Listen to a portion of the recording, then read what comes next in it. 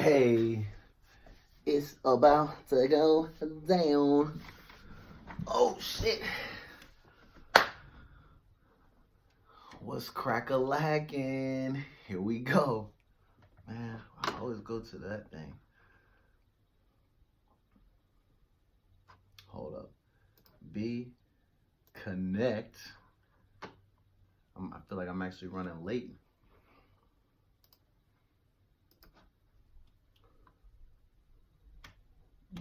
Oh, excuse me.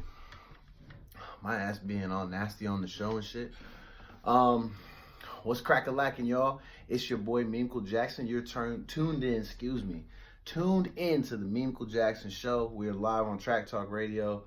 Sorry, I'm getting my tea ready, getting my fat ass comfy in this chair. I got the music playing. I started off with the Kirk Franklin Stomp remix. That's just fire. So we're gonna let that run, and then I'm gonna intro the show, and then we're gonna get started, man. We got a lot to talk about today. We don't have a lot of dragging to do, but somebody's gonna get dragged today. Mainly this sucker ass dude who thinks this specific form of rape is acceptable. No rape is acceptable at all. But he seems to think that this specific type is. So we're gonna crush him, and then we're gonna get into it. Yo, welcome. Your boy is back. It's your man, Memecool Jackson. You were tuned into the Memecool Jackson Show. I just had to turn it down a little bit so I can intro the show. But what you are hearing, yes, it is Kirk Franklin.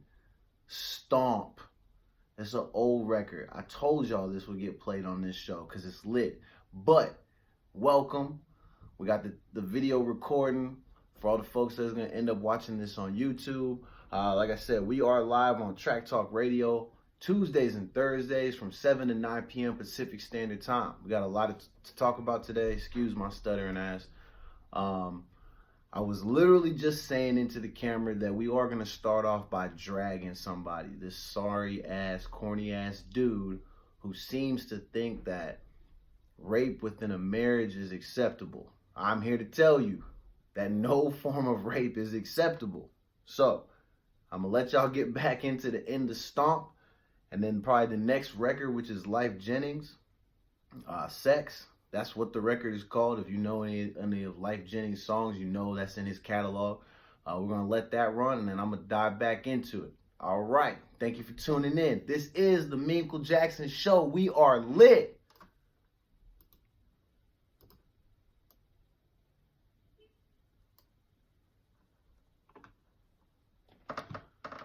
Man, oh man.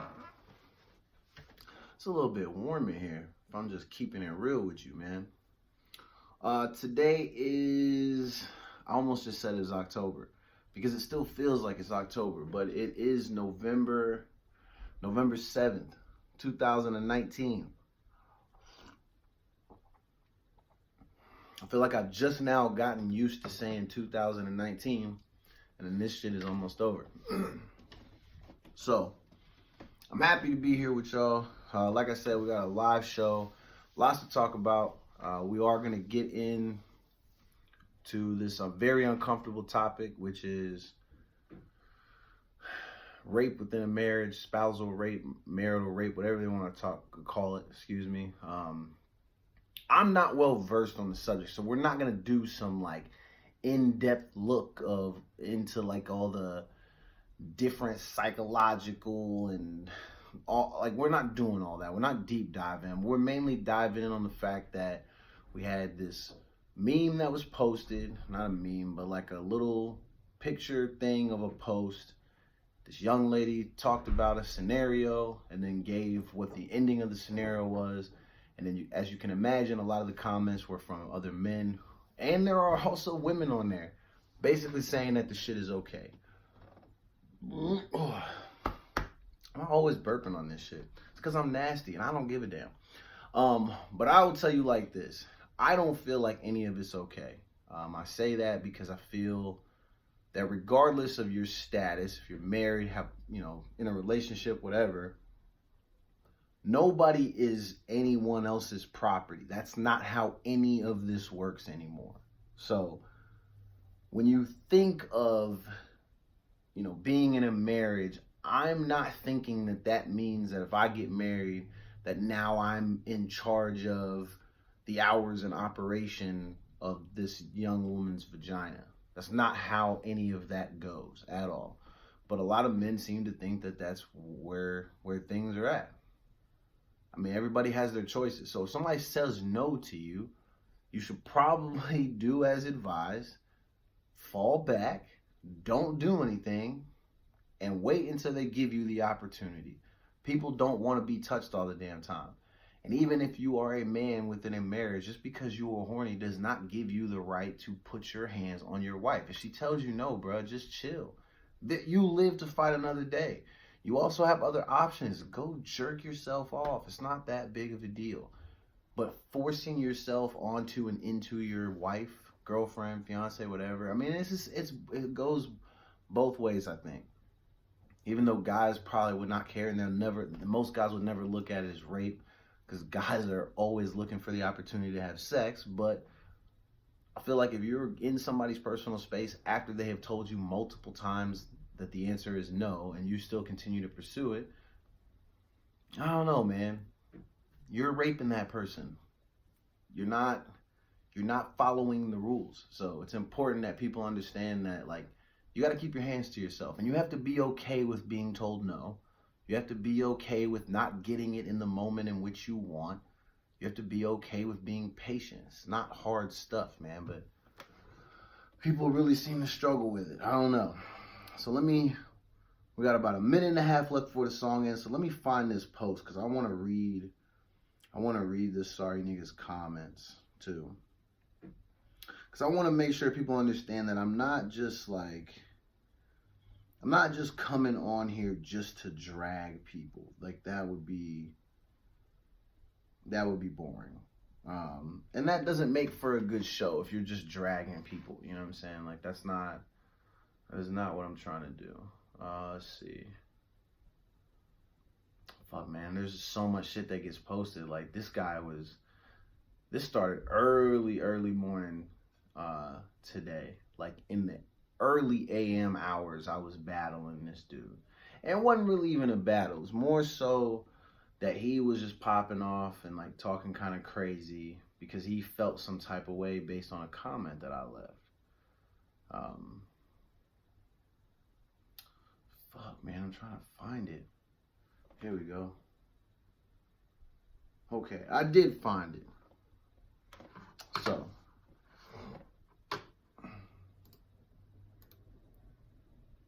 hey, let's get it. All right, your boy is back. Welcome to the show. We're gonna dive right in. It's an old school classic record. You already know what it is. Lyfe Jennings, SEX.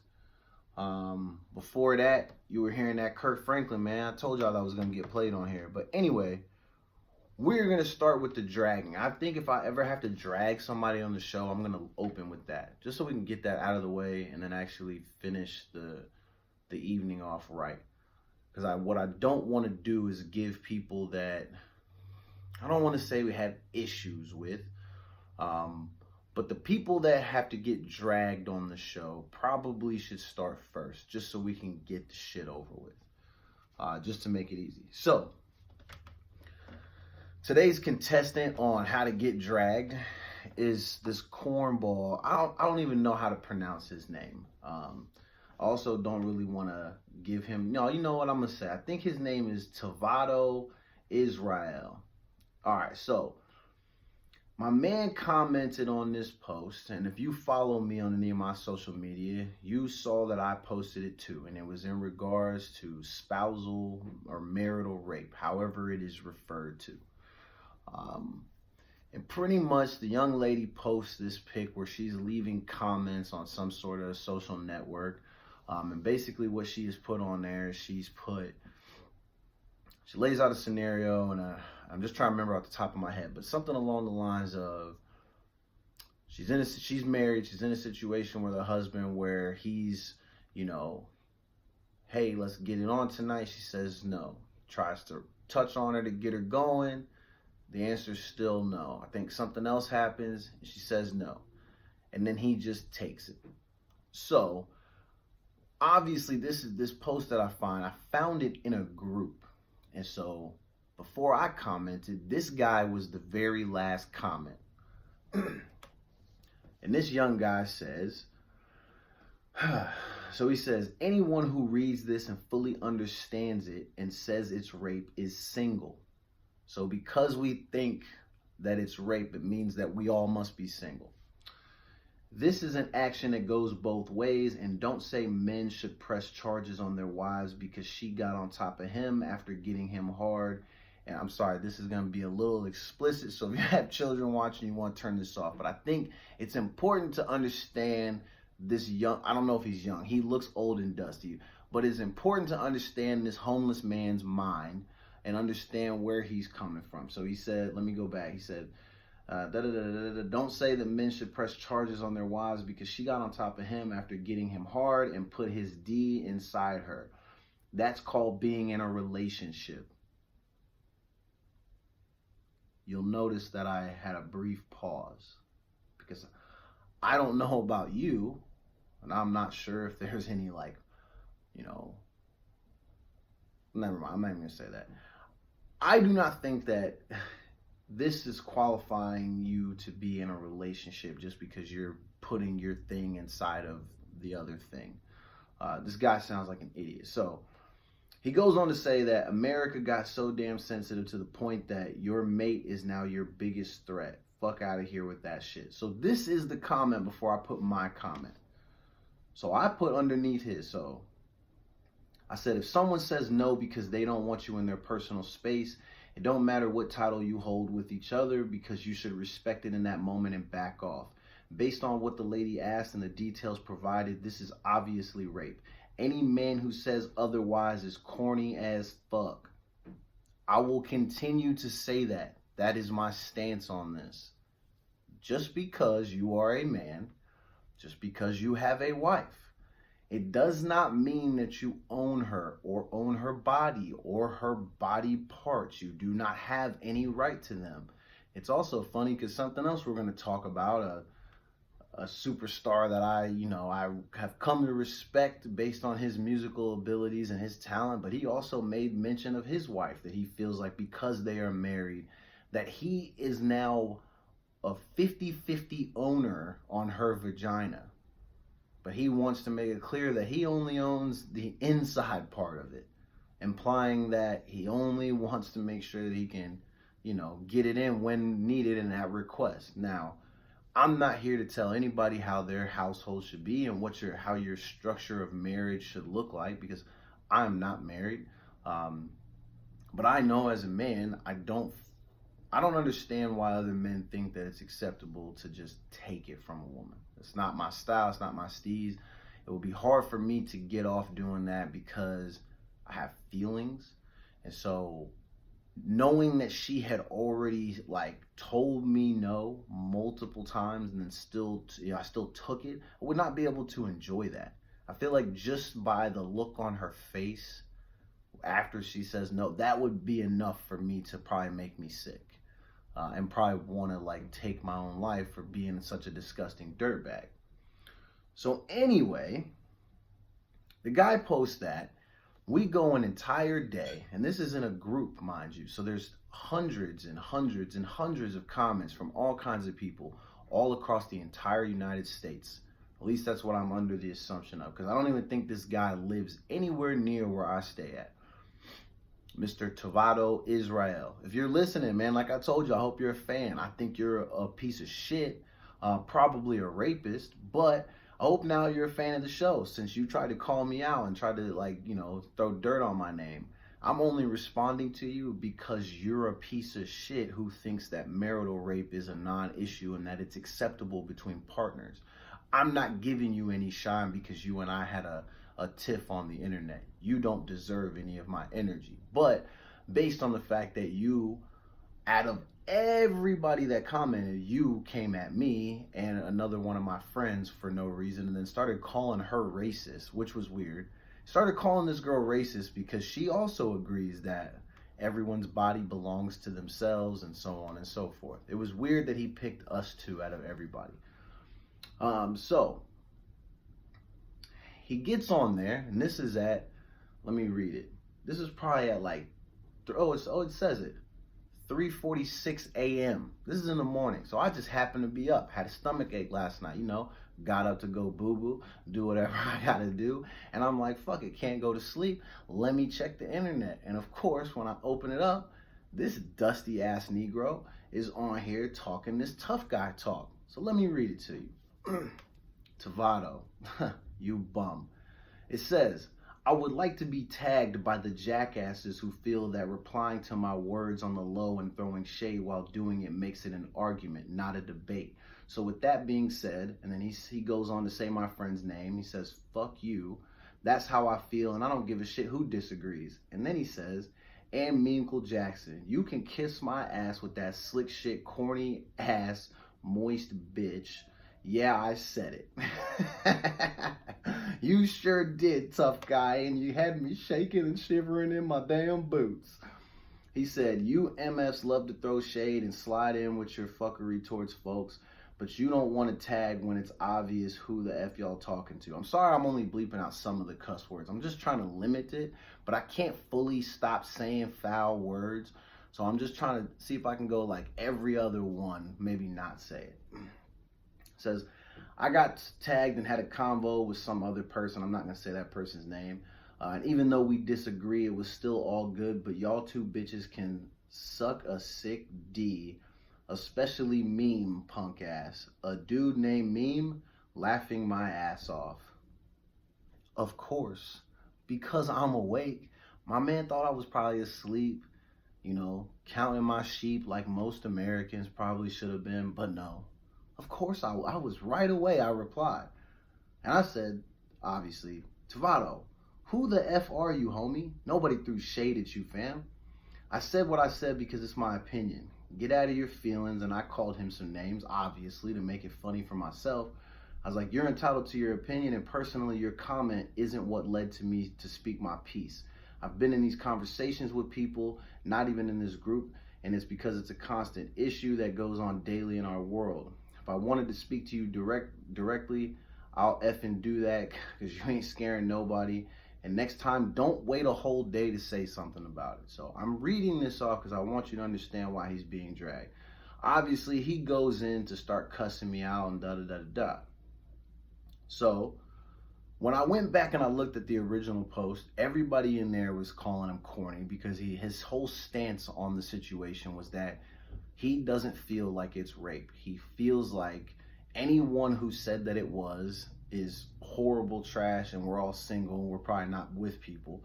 And then he feels like because you are married or in a relationship that your partner belongs to you. So he feels and believes, at least based on his comments, he feels and believes that it's his right as a man to have sex whenever he chooses with his spouse.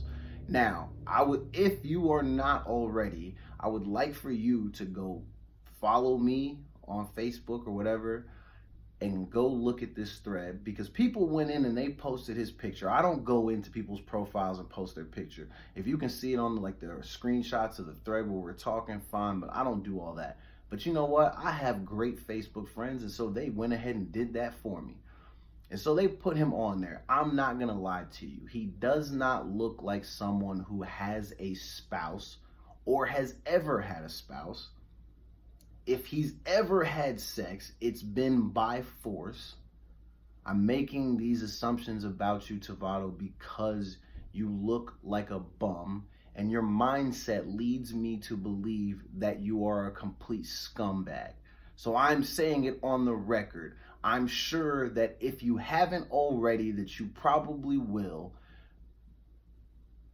sexually assault a female. And if it hasn't already happened, I'm guaranteeing that it will. Based on your mindset and because of the fact that you just look like a guy who drives a white van and probably tries to pick girls up at the freaking Walmart parking lot or at the Coin Laundry. You're probably one of the guys that's at the Coin Laundry, I bet. one of those little skeevy spots where the lights barely work, and then, you know, it flickers in there, and then you swoop in, and you got your van, and probably got a weird ass little futon in the back. You know what? Nah. Based on his picture, he probably doesn't even have a car. He probably rides a bike to commit his crimes. I don't know, man. This guy's a bum. But anyway, I wanted to start off by dragging him and any man who believes that because you have a spouse that you are free to do with her what you please. Fam, I said this on our last couple of shows. You guys got to have more respect for women. Bro, and this is obviously her choice, because there are some females who are in these relationships where they don't mind it. And I've had some girls provide feedback on the post where they say that because they are married and they're in that relationship, it's not that they feel like they have to have sex with them. It's just that they want to please their husband. So to some degree, I can understand that. But I'm telling you how I feel. Lady, even for the ones who told me that that's their situation, I feel like you were being sexually assaulted by your husband. I'm just going to say it. So even if you said that you guys are cool with that and y'all kind of get down like that, I'm not with that. You're being assaulted. So for the guys who think that that shit is cool, you guys are bums. You're freaking scumbags. Because that shit is not cool. If somebody tells you no multiple times, you have other options. It's not hard to get your ass up out of your bed or out of your chair or whatever the fuck you're doing. Take your happy ass to the bathroom, rub one out, and then go to fucking sleep. You live to fight another day. There's no way y'all can tell me that you don't have enough self-control to keep the shit in your pants. You don't have any patience at all. How do you guys get through life on a daily basis if you feel like in those moments you can't just, you know, maintain some damn composure? It's pathetic. And it's even more pathetic that people are like trying to make up excuses for this type of behavior and pretend like this shit is cool. It's not cool. But shout out to all the girls who got away from these grubby ass dudes that they were in these situations with. Y'all deserve better. And ladies, if you're in that situation now, do not let that man convince you that just because you are his wife that you owe him sex on a nightly basis. It's not how the shit works.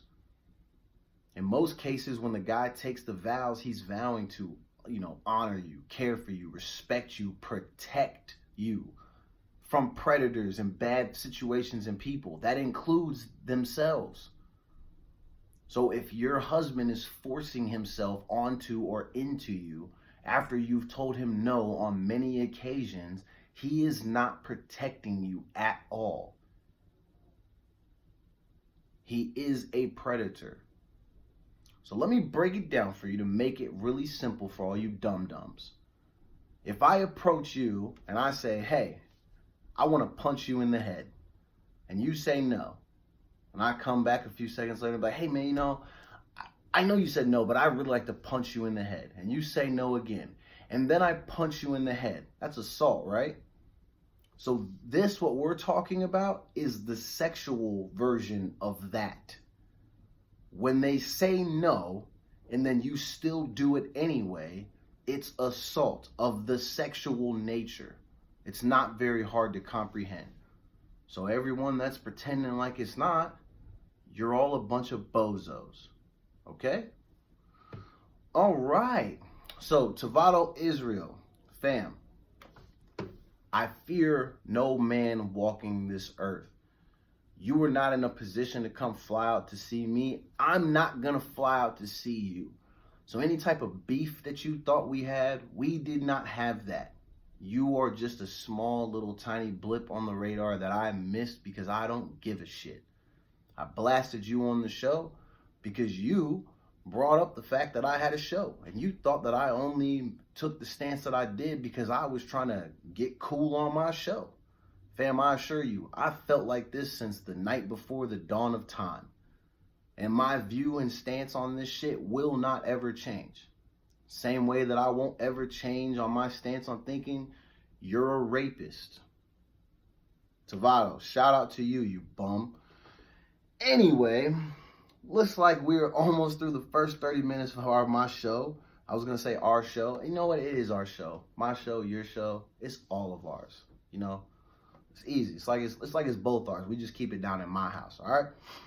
Anyway, you know what? I did want to talk about this. How much fupa is too much fupa on anybody?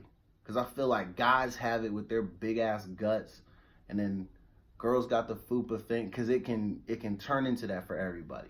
But how much fupa is too much fupa for you? Is there even a way to measure it? Because I feel like multiple people today have talked to me about fupas, which is very weird because I feel like just this week I've met my fupa quota for the year. Many conversations. And I don't know, maybe people are trying to tell me something. Am I getting too fat? Am I starting to look like I don't have that. But just in case someone's trying to tell me something, just keep it real with me. If I need to lose weight, just let me know. Don't try to hit me with the, hey man, how do you feel about fupas? Like I'm gonna start to feel like that's an indirect shot, you know what I'm saying? But anyway, I just want to put that question to y'all. How much fupa is too much fupa? Here we go. So I did want to give a shout out to this young brother. I think this is super awesome. And then I got another one too. We have a young man who is, from what I hear, I want to make sure that it's first ever and not just the first like in his division. But I thought this was really cool. My man, his name is Kalen something. Young Kalen. Kalen Bennett, he plays at Kent State, and he became the first player with autism to score in a Division I basketball game last night.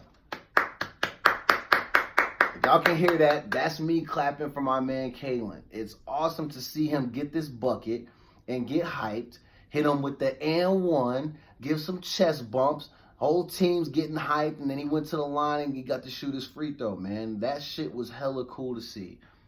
Because that's people breaking barriers. The things that people say that other people can't do, and they continue to show out and prove people wrong. And that's the dope thing about people. Resiliency, the art of survival. Imagine the amount of times this kid's been held back by his autism in his life, or where people haven't wanted to give him the same opportunity as other kids because of what they deem as a limitation. And look at him. Shit, I never got a bucket in a Division I basketball game. And shit, I probably didn't deserve that. I know a lot of people who didn't. But this is super dope. Props to my man, Kalen Bennett at Kent State. Y'all should check out this bucket. Oh my God, get hype, baby. I'm sorry, I'm watching the video right now. I'm about to turn up in here. That shit is dope as hell to see. So I hope that, you know, his parents or all the people that look out for him, I hope that that was, you know, a big moment for them. I'm sure there was plenty of tears, excitement. Man, he seemed like he was hyped, and hopefully his season continues to go well, and hopefully he can score some more buckets, man. Kalen, we love you. We respect you, man. Keep doing your thing out there, proving people wrong every single day. And the other one that I saw, I want to say it's in the state of Florida, and they have a young girl who just became a lawyer. And I think she either has, I don't want to say it wrong. She had some sort of disability. I'm going to find the article hopefully by the end of the show, and I'm going to circle back to it. But it was pretty cool to see that she was able to go in and pass the bar exam, and now she's going to end up being a lawyer. Just another example of people breaking down barriers. So that's super dope. Because a lot of times on this show, I'm dragging people, we're bashing everybody, but I think it's important that we highlight and, you know, showcase the people that are really killing it. So, yo, shout out to you guys. Kalen, good bucket, man. That's awesome. Let's see. Now we're back to some of the wild stuff. Have y'all seen the video? A lot of this stuff is very racial. So there's a video at a Popeyes, and I was dying at this. And you're gonna be like, damn, Meme Cool, you wrong for laughing at that. They didn't have to do him like that. But no. My man had it coming. There's a video of this white gentleman in the middle of a Popeyes getting his chicken sandwich. He's spazzing out and he starts spewing out the N-word. Now, I've mentioned on the show before, and I'm sure other people who do things like this have mentioned it on their shows as well. White people, do yourselves a favor. I understand there is some weird fascination with wanting to say this word, and you want to use it every chance you get, especially when it's to try to inflict pain upon another person. But you got to understand, if it's you by yourself and you are in a crowd where there is multiple people of color, I want you just to assume that they are all family members, related, and ready to ride out on you. And I want you to look at your surroundings, think about it in that moment, and don't do what my man did. My man walks out, he says the N-word about 2 or 3 times just before he hits the door. You flip to the next video, and it's him getting stomped out. So the main takeaway from this is that, fam, you waited in line all that time to get that chicken sandwich and you didn't even get to eat it. All because you let your temper get the best of you. You started spewing racial slurs. Not only did you get beat down and stomped out, but they got you with the robbery. And they stole your chicken sandwich. So, I hope you learned your lesson, because that was a bad look for you. Watching you get pressed out on video, bro, oh my God, I couldn't believe it. But at the same time, for me, I did find some enjoyment in that because it's immediate karma. Karma was like, look, man, we've been trying to tell y'all about this. Y'all got to stop it. And so they're making examples out of people immediately now. We're not having to wait hours and days and months and years for just like it's happening in the moment. Calling people the N-word in a high intensity situation, like standing in line for a Popeye's chicken sandwich, that's crazy, fam. That was a no-go from jump. You should have known better. So my man got stomped out, which was pretty funny. If you take offense to me finding it funny, fam, I don't care. This is what they get, man. We've been telling y'all for years, stop. You're doing it to yourself. We're not doing it to you. You're doing it to yourself. The next guy I wanted to talk about, which I thought was hilarious, is we have a football coach. And I love that on the title it says, football coach gets extremely fired. I don't know what extremely fired means, but I think that is just so funny to put that in front of the word fired. Like, you're not just being regular fired, you're being extremely fired. But my man is such a dum-dum. It looks like he was at a celebration of some kind, and he records himself saying the N-word and then saying some other racial slurs. He posted it on his Instagram. You're a high school football coach. He goes to the bar and he's saying white power. He shouts out the town that he lives in, which is called Nightdale. So he says white power, and then he says the N-word a bunch of times. Here's the kicker. And that's a football reference. Get it? Because they have kickers? Okay.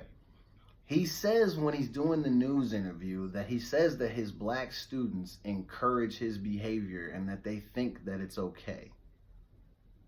So he was actually surprised that he was fired. And he's like, yo, I just joke around. And he's like laughing and smiling about it. He really has no real clue why he was actually fired. Like, he just doesn't get it.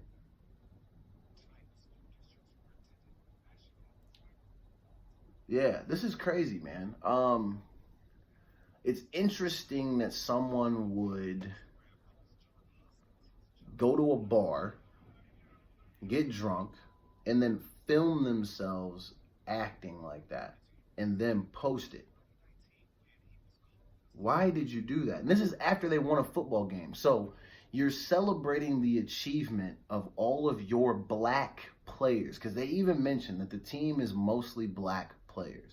You, a white man, is celebrating them winning the game. Not something you did. I mean, you helped coach, but the players go out and they work and they earn it. You're celebrating the win, and then you start saying white power and then spewing the N-word. Fam, your whole team is black. what are you thinking up here? It doesn't make any sense. And then to pretend as if you have no idea why people would be upset about it. I will tell you, for me, I'm not upset. I thought it was funny. I always think it's funny because, again, we just have more examples of these people. They're in total shock. I love the whole "why can't we say it" thing. If anything, now we're telling you to stop saying it because you're losing your jobs. You're just being dumb. It's not doing you any favors, bro. Everyone has already made it clear that it's reserved. It's reserved for us. And even amongst us, there are questions on whether or not we should say it. But we're telling you guys, it's not worth it. Why do you want to say it so bad? Or imagine being a billionaire's wife and telling your housekeeper, who probably is a minority of sorts, you're telling your housekeeper that, hey, it's okay for me to say the N-word because I'm friends with Alicia Keys. When I read that report, I was like, fam. So Alicia's now our representative? So when we call the black hotline and I push 0 for representative, Alicia picks up? Because this lady's acting like she's speaking on behalf of the entire black community. Like, no, we cool, man. Alicia said I could say this. Y'all all my niggas. Lady, you don't have those type of cards to play. I get it. You're white. You're a billionaire. You have so much money. Your husband does something probably illegal to help you get money. Or maybe he works hard. I don't know. I can't imagine that anybody who's a billionaire in this company has come up on that all just by themselves, honestly. I mean, people have to get stepped on in order for somebody to have billions and the rest of us be poor as fuck. But this lady really thinks that by being friends with Alicia Keys, that grants you some sort of access. So if you ever wonder why we will say things back to some of you guys like, hey, look, saying that you have black friends, we're not trying to hear none of that shit. It's because people use it like this. No, it's okay. Don't worry. I got approval because I got black friends, or I have mixed kids, or I have all these friends. My favorite friend from high school was black. Like, they always say that stuff. Like, guys, that's not how you get a pass. You don't need the pass. There's so many other words that can be said in a sentence. And you're probably thinking, well, Meemco, why do you got to say it then? You know what? Honestly, I don't know. I just say it because it's just been a part of my vocabulary since I was like a kid, pretty much. It's just a word that I always heard, even though I will make it very clear, it was not supposed to be said in our household growing up. My mama used to whoop my ass when she would hear me say that. But when I wasn't at home getting roughed up, I was wilding at school, and that's how we talk to our friends and all that type of stuff. It's something that's just stuck with me. I call everybody that shit because I don't want anyone to think that I'm discriminating. No. I don't get upset when people say it to me. Man, I grew up in the South. I've been called the N-word so many times, it's crazy. You know what's crazy? Based on the initials of my actual real name, some of my white friends used to sub me and basically call me a nigga to my face. And I knew it. And I never did anything because I didn't want to cause any more problems than what I had already caused while I was growing up. But yeah, I knew they were taking shots at me. That's what white folks do. So anything that happens now to me, I just laugh at it. You got to be able to find the humor in these things. Mainly because the people who want to throw shots and use this word to really tear down people and hurt them, they're cornballs. That's just how that shit goes. So I wanted to bring up those 3 stories because I thought they were super funny. And then the last one was that I thought it was funny that Papa John was still a little bit salty that he got ousted from the company for saying the N-word. Excuse me. Tries to say that he's not a racist. Now, I'm not going to say because you attend this specific function that equates to you being a racist. I'm not saying that. I'm saying for him, a very bad PR move if you're trying to get back into the company that is Papa John's, your worldwide entity that delivers pretty good pizzas. But fam was seen at the Kentucky Trump rally. Fam, if you're trying to get back in people's good graces after saying the N-word, now is not the time for you to go show your support at a rally. Be shady like all the rest of your business partners and brethren, and just send Trump your donation like a lot of you people do. Don't go to the rally. Shaq is now a part of Papa John. You think Shaq's letting you come back, fam? That's a no-go for you. You ruined that for yourself. And it was weird because like last week he tried to send out some like, I don't know if it was like an apology. It did not sound like an apology. Mainly because of the fact that he tried to reference some other politician or high-profile businessman's transgressions in comparison to his in an attempt to try to get people to understand like, hey, I'm not such a bad guy for saying the N-word. Look what this guy did. Like, Papa. Can I call you Papa? No one gives a shit, bro. You're racist. That's okay. Just own it. You own it and then just go way over there. Don't try to be in front of cameras talking about how bad you want your business back and how much you care about people and this and that. Don't do all that. Own it. Hold yourself accountable and just go away and, fade. That's what we want you to do. Fade away. It's simple shit. But anyway, those were my 3 awful stories. At least in regards to people randomly saying the N-word. I just felt like telling y'all because they just happened all over the last couple of days. And I thought it was funny that you have multiple situations in different places, which I know this happens all over the place every damn day. But it was just funny that all this shit was just all on tape and all happening at once. And I was able to see it because I woke up early as shit this morning and I'm scouring the internet for articles and funny stuff and all that type of shit. So it's pretty sweet. But what we're about to do is we're about to take a short break, get into this music, and then I'm going to come back with more stuff. So you're about to hear some Lloyd, maybe some Jason Derulo. I think that's his name. Is that how you say his name? Derulo? Jason Derulo, and then some other stuff. I'm sorry I'm repeating myself, but I just think his name is funny as hell.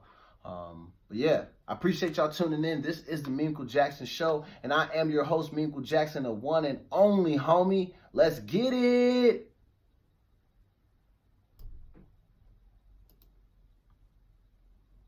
Isn't it something, man? These people are never going to learn. There is no point in being crazy racist. Oh, but anyway, I do have the Clipper Blazer game on. They're in the throwback unis tonight. It's pretty cool, man. But yeah, we got a handful of more things to talk about. Some wild shit, man. This is crazy. This blew my mind. We got a 13-year-old who was arrested for a double murder and then somehow escaped at the courthouse. I don't know who raising this little boy, but yo, he been watching either too many movies or he need to stop hanging out with his Uncle Ron or something like that, man. How's a 13-year-old savvy enough to escape prison? And what are the adults doing at that time? Like, do we need to start putting, I mean, if you guys are going to take young kids to jail, maybe you guys should have childcare at the jailhouse. Because apparently actual jail is not good enough to hold some of these kids. My man escaped. He's 13. It's crazy. But anyway, it is November 7th. It feels like it's been a long week, but it also feels like the week has gone by very quickly. Tomorrow's Friday, and then we right into the weekend, man, which I'm digging that. I need some damn sleep, for sure. It's one thing I can tell you, man. I stay tired. I feel like I barely do anything, but I'm always tired. Let's see what's on the docket. Here we go. So we talked about spousal marital rape, which is wild. That was in the first hour of the show, which we were technically still in, but that was at the very beginning. We talked about that. And the next thing we're going to talk about outside of that young child escaping prison or jail. I mean, he's at the courthouse. He wasn't at prison, but the young man evading law enforcement. I think that's a better way to say it. Before we talk about that, we're going to just talk about this Dr. Phil situation, which I thought was very interesting, because I will tell you, I didn't know much about Dr. Phil, and I didn't know that he's not a real doctor. And so now it feels, not that I listen to anything he says, I don't really watch his show, but I feel like anyone now that I know that, because I didn't know that before, anyone now who comes to me and tries to like quote me some Dr. Phil shit, I'm like, yo fam, he's not a real doctor. Do not say anything to me that has come out of this man's mouth, because it looks like he got caught lying pretty much about the effects of marijuana while he was on his show.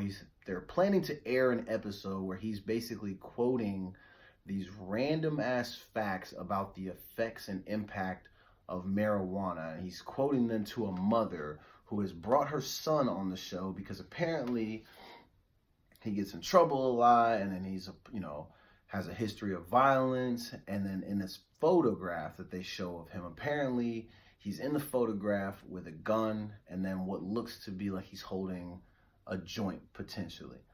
And I guess Dr. Phil goes on to state that he feels like the child's violent behavior is a direct result of the child smoking marijuana.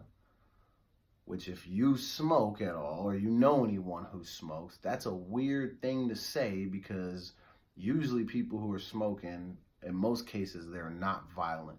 And then basically within the article, there was somebody who went behind him and just did a lot of fact checking on a lot of his information, which there were nuggets of it that were fairly true, but a lot of it was just like, he's just kind of saying stuff. And a lot of it you could tell was in a way to like intimidate and kind of scare the child into maybe like thinking, oh, maybe I shouldn't be doing this, which I think is a terrible tactic, because what is the point of lying to a child to try to get them to do something that you want to do, when you know that years down the road, when they start to develop and they forge their own path and start to like learn how to search for information on their own, they're going to find out that what you're telling them is not true.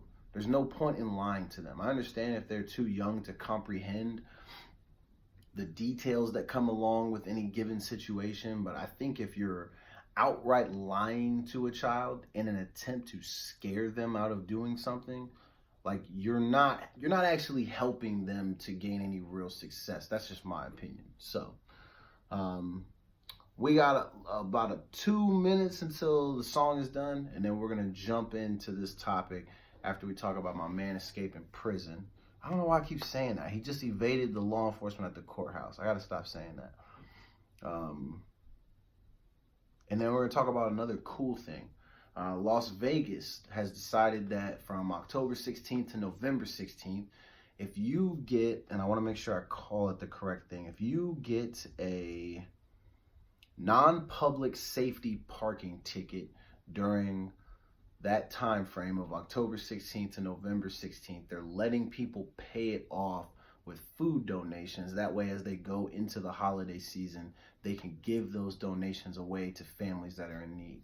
So we're going to give a shout out to the Las Vegas Police Department, because I think that's a cool thing to do. Because, as we start rolling into Thanksgiving and Christmas, there are going to be so many people that just do not have things. They're not going to be able to eat. And I know I used to have a hard time during the holidays just dealing with my own little issues, but then I feel like I moved past that. And now my biggest struggle during the holidays is the stress and the thoughts of knowing that there are people out there who have nothing. That is tough. So shout out to the Las Vegas Police Department for, doing something good. So here we go. We about to jump back into the show. Let's get it. Hey, your boy is back. All right, man, cut that shit off. I cut the music off just because, I don't know, I do what I want to do. Welcome back. This is the Memeco Jackson Show. I am your host, Memeco Jackson. I'm just chilling right now, getting into this LA Clippers versus Portland Trailblazers basketball game.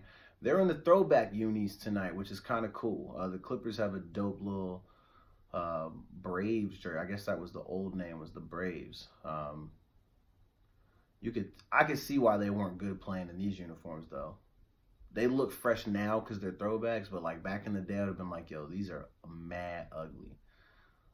But anyway, Kawhi is playing, which is kind of a surprise. I know people were really hyped up this morning about the fact that he didn't play last night. Some people feel like he's ducking the competition. I don't know, man. It's hard to tell.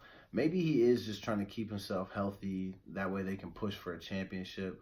I don't think playing games in November is that huge of a deal, but based on the amount of revenue that basketball is generating, the amount of fans that are tuning in, you have people who are paying $300 and $400, sometimes even $500 and up for tickets because they want to see the best players play. And if you guys are just sitting out and you're not hurt, it's tough because like I want to ride with the player, but there is a part of me that kind of wants to ride with the fan because ownership and teams and like, you know, like they don't make it easy to be able to go see the games. And you got to remember, you have people traveling from other places to see you play. I mean, you got to think, how disappointed are you if you travel 500-600 miles? I mean, you see it all the time where people come from other countries just to watch these guys play. And you're talking about one game. Like, not everybody can just be there every single night you have a home game. You know, so sometimes I think it is a little bit tough when you see guys taking days off, especially if they're not like hurt. But the problem is that Kawhi's been dealing with a lot of injuries over the last couple of years. And I don't know, it worked in Toronto last year. They preserved him. He didn't play back-to-backs or play a lot of games in general, and they ended up winning the championship. So I think the Clippers are doing what is in the best interest for their team. So the Clipper fans shouldn't be that mad because the ultimate goal is to win a championship, because in 5-6 years there's gonna be a different player, and it's not gonna be Kawhi. You're gonna be hopefully still cheering for their team and all the success that they've had in these years if they can get to that point. But you're not gonna have that success if you burn him out and he's playing too much. So I'm watching that game right now, but I wanted to jump into we're gonna give a quick shout out, and it's to the Las Vegas Police Department. Giving them a shout out because from October 16th until November 16th, what they have been doing is they've been giving people who are getting non-public safety parking tickets, they're giving these people the opportunity to pay back their little debt to society through food donations. That way, as we roll into the holiday season, they can use the donations to feed families in need. I'm giving them a shout out because I think that is the coolest thing. I feel like donations can be given anytime, obviously, but obviously we all know that this is the time when donations are given the most because we're going into the holidays. There are going to be a lot of people, a lot of families, a lot of children in need who have way less than a lot of us. And so I think it is cool that if people are getting these tickets, that they have the opportunity to pay it back through the donations of food. That is very important because we want people to be able to celebrate their Thanksgivings and their Christmas dinners with their families and not have to worry about how, we have 15 people in a house. How are we going to feed them? I only have enough food for 2 or 1 or no food at all. So if you have time, take it upon yourself, give a couple of cans, give to your local food bank. I don't know, just if it's in your heart and you feel like it's within you to want to give, don't hesitate, man. There are some people who are really going to be in need, and the holidays are not easy for a lot of people. So, shout out to the Las Vegas Police Department. There is it's probably not just the police department, but a group of people that we should never, ever shout out. Let's see, where is this young man from? First, I want to just tell you where the story is. So this is in North Carolina. We have a young man, he's 13 years old. He is a suspect in a double homicide. 13 years old, he's a suspect in a double homicide. Somehow he escaped from the courthouse. So they're saying, according to CNN, he was last seen in a white t-shirt and beige pants, wearing leg restraints without shoes.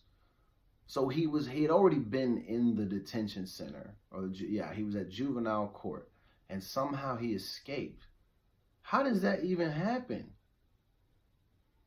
And his name is Jericho. So young Jericho and his co-defendant, who is 19-year-old Derek Deshaun Hunt, have now been charged with 2 counts of first-degree murder in the killings of 2 brothers who were found dead inside of a home last month. Man, 13 years old, whole life ruined. All because he's hanging out with some old bum-ass knuckleheads. And even the other young man, he only 19, a whole life ruined. You're about to spend the rest of your lives in jail, young men, for nothing. All because you don't have guidance. You don't have somebody helping you to do the right damn thing, man. It's so frustrating. These kids do not deserve this. I can see why he wanted to escape, because he probably didn't recognize the magnitude of the mistake that he had made until he was going to court to probably hear that he was about to, be handed down a life sentence or some bullshit like that. But then also props to him. How did you escape? Where are the adults in the room? Like, I honestly said this while we were on break. I'm wondering if maybe, I know it's court and there's security and all these things and there's a jail at the courthouse usually, but like, should you guys maybe look to like put in a daycare center? If you're going to bring kids in that are this young and then totally forget about them to the point where they're able to escape, maybe you should hire some child care professionals to maybe go in there and hang out with them or something. Because this shit is just absolutely crazy. My man's 13 years old, and he escaped. He evaded law enforcement on the day that he's at court in his juvenile detention outfit.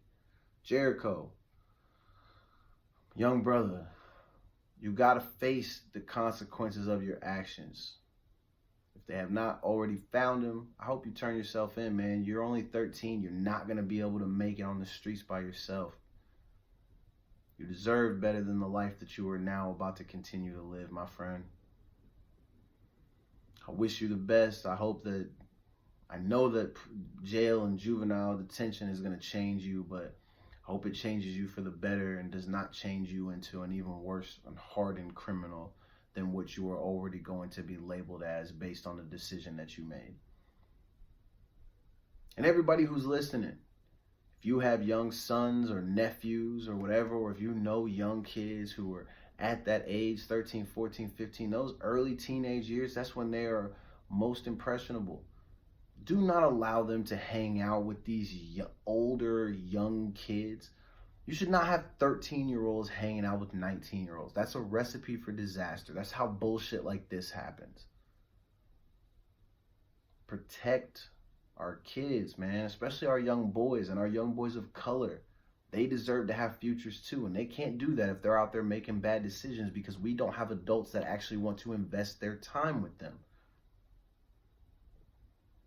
It's sad because when kids get to that teenage when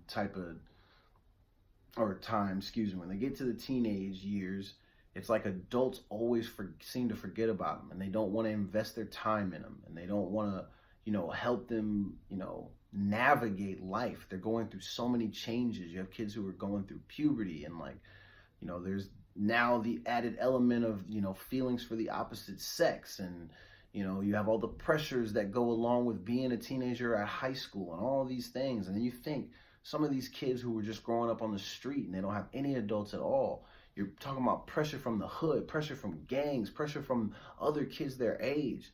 The pressure from their families being broken, them having to do what needs to be done in order to provide, because some of these kids are forced into positions where they have to grow up way too fast. We do not take care of our teens enough, man. I'm a big advocate for that. I'm a big advocate for taking care of kids just in general, just period. I think we should always be doing that, but damn.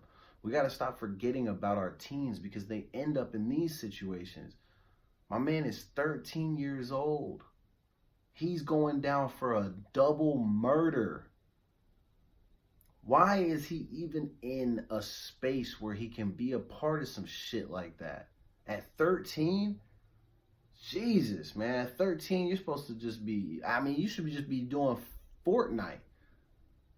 Chilling at home, eating Takis and shit. That's what teenagers do. Doing prank calls. I don't know. That's what I was doing when I was a kid. Or pretending to be a WWE superstar. Shit, I was still doing that at 13. I wasn't out there trying to commit murders and shit. Shit is crazy. Gotta protect our kids. Because some of this stuff is just really starting to get out of hand. I mean, it's been getting out of hand. What the fuck am I talking about? Excuse my language. But anyway, let's move on to something else. Man, you know your man Omarion was in the news a couple weeks ago because we found out that Lil Fizz had been sleeping with his baby moms. This is the gossip portion of the show because I thought this shit was funny. So Omarion stayed quiet and we all gave him props for that, not feeding into the BS and the drama that your former baby, he can't be a former baby mama, or she can't, that your baby mama created, excuse me. She apparently looks like she was a home wrecker, aka she wrecked the band to some degree, but then it's come out that not only did Lil Fizz sleep with Omarion's baby moms, but it sounds like the guy J-Boog, who's also in the group, actually slept with Omarion's mother. I thought that was wild, bro. These guys have been in the same little R&B group for years. They're supposed to be like best friends, brothers, cousins, whatever the case may be. And now we're finding out not only were they all supposedly involved in some big little sexual assault, you know, rape on minors, child pornography type of scandal with Chris Stokes, but now you have band members sleeping with Buddy's mom and then his other homie sleeping with his baby mom. Like, yo, Omarion can't catch a damn break. So we want to give Omarion a shout out, man. Hope you stay strong. Don't do anything stupid, bro. I know this type of stuff happening to you will probably make you want to go crazy, but I assure you, fam, it ain't gonna be worth it. I can't imagine if somebody, like one of my friends came out and was like, yo, man, I hooked up with your mom. I'll be like, nigga, what? I don't know if we'd have to run hands in that moment or if I would just be like, well, why? Why did you do that? Like, whoa. Why are your options so minimal? That would probably, knowing my goofy ass, that would be my first question to any one of my homies. If they were like, yo, I slept with your mom. I'd be like, yo, fam, are you feeling okay? Like, there was nobody else you could have talked to. You had to talk to my mother. Because, like, you got to really, like, you got to be on some BS to end up in that. And the same goes to his mom. His mom has to, yo, you were not doing right, Lay. If this is a real story, and I'm saying it because it's just gossip and rumors, we don't know if it's true. I'm laughing because on the article, they said that it's going to end up being on the reunion show for Love and Hip Hop, which of course it is. And that's what makes this 10 times funnier, is that this is all happening on Love and Hip Hop, which I will admit, I used to watch that show, but it's the jankiest show on damn television. It's all these washed up artists just treating each other like shit, being in these shady ass janky relationships. All these girls being desperate and crying and then pretending like they're all bad bitches and all this type, whatever they refer to themselves as. And then they go on the reunion show and they pretend to fake fight. It's trash TV. We all love it. That's why we keep tuning in. But this is wild to me. Knowing that there's about to be a reunion show where you're going to have a mother and a baby mother of one guy. And then they can literally look in the room and say that they've slept with his bandmates. That's crazy. That is absolute madness. Ma, don't do anything wild, bro. Don't disrespect my friendships with any of my friends by doing anything wild. No, I'm just playing. My mom's she's not even rocking like that. But Omarion's mother is. So I'm assuming this is Love and Hip Hop LA. So if you guys are out in LA, man, I don't know. They do it wild out there. Must be something in the water. Or they'd probably just be inhaling too much of that damn smoke. Got their brains all rattled and shit, man. Who knows? Because if y'all are in the same group and you're sleeping with each other's moms, like, I wonder if Omarion's trying to figure out a way to get some get back. But probably not. Hopefully not. Don't do it to yourself, man. It's not worth it. Just like it's not worth it to get upset at a fast food restaurant when they don't put utensils in your bag. Shooting up the window at the KFC, like this one lady did, is the most wild shit that I've ever heard. It was funny watching the news story because they showed the video. Window was all broke out, and it literally is because She got her food. She drove away. She looked in the bag. There was no utensils. And so she came back. I'm really confused as to why she didn't just park, go inside, and grab the utensils. But rather than do that to make her life easy, she just made her life worse by pulling out her weapon, and then firing a shot into the drive-through window, breaking it. Now, I'm not a law professor or anything like that, but I'm pretty sure that that's gonna, get filed under the whole like assault with a deadly weapon type of thing. Please feel free to correct me if I'm wrong, because I don't really know all the technical terms, but that's what that shit sounded like. So she's definitely gonna do some time. And lady, if you have a family, you have friends, you have any of that, all that's probably gonna be ruined for a little bit, all because you were upset that you didn't get a fork and knife and some napkins. And like what? You had enough money to go to the KFC, but you don't have enough to have utensils at home? Like, what are you really tripping for? Like, nowhere that you were going was gonna have a fork and a knife and a spoon or whatever it is you needed to eat your KFC famous bowl and your potato wedges and your mac and cheese and 9 biscuits. That's probably what got you to that point. You was upset because you already knew how dry those damn biscuits were going to be, and you didn't have enough drink left. There was no utensils and no napkin to wipe the crumbs off of your fat mouth, and then all of a sudden you start spazzing and you pull out the strap and then start letting off. Now, like I said, your whole life is going to be ruined. I hope it was worth it. There's a lot of bums on here. And as we talk about bums, we're going to talk about New York Knicks owner James Dolan. And I know what you're thinking. Oh, Nick, more sports. So, that's what this show is. Sometimes it's sports, sometimes it's gossip like a Marion's type of bullshit. Sometimes I'm doing album reviews, which I was supposed to do today, but I ended up not getting to that because Buddy tried me with the whole post about the sexual assault thing, and then we dove into that. But I wanted to get to the sports thing because a lot of people who do follow basketball, they understand that the New York Knicks are worth $4 billion. That is a lot of damn money. The guy who owns the team inherited it from his father.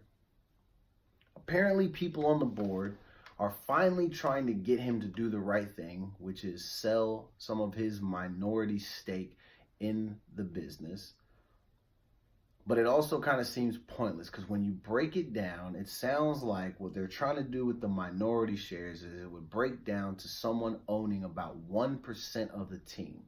And I think within that 1%, if he was to give that up, it would have forced somebody else to come in, and then what they could do is they could get him out of there. Because I think what they're hoping is that if they get rid of James Dolan, that the franchise will somehow become more attractive to free agents. People will come to the games more, because if you are someone who lives in New York, and if you are a Knicks fan, you know the reason your team has not had any success is due to its owner. It's the same setup as the Washington Redskins. No one likes Dan Snyder. No one likes James Dolan. These are two of the worst owners in professional sports history. James Dolan literally cares more about his jazz albums than he does that basketball franchise that he owns. But, like I said, when you break it down based on the amount of money that the team is worth, 1% would be forcing someone to pay millions upon millions of dollars to get involved and get invested in the team, all for them to literally have no power.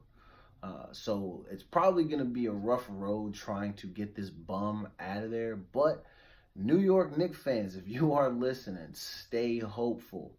Something good might happen for you. You're just going to have to find the right person who's willing to take on that burden and not have any of that power, which that's going to be hard to do, because who really wants to give up millions to only have what resembles power but not actually have any power? That seems boring. So we're going to take a short break. We are through the first hour of the show. We have a handful of topics to talk about when we come back. Don't forget about my question. How much FUPA is too much FUPA for you? Hit me in the DMs and let me know. I want to read off some funny responses. Y'all, I got to stop being scared. I might even say some of your names tonight with your permission, obviously, because I don't want to play some of y'all out and have y'all get mad at me and try to close my shit down. But I think it would be funny to read some of y'all's responses. Like, what are you thinking? Is it like we're basing it on like pounds worth of a fupa, like diameter, radius, I don't know, all those little fancy math terms. Is that what we're doing? Let me know. How much fupa is too much fupa? This is the Minkle Jackson Show. We're going to jump into some music, and then we will be right back. Y'all are about to hear some more Kirk Franklin. Lean on Me. This is a classic record. All right. It's your boy. I will be back.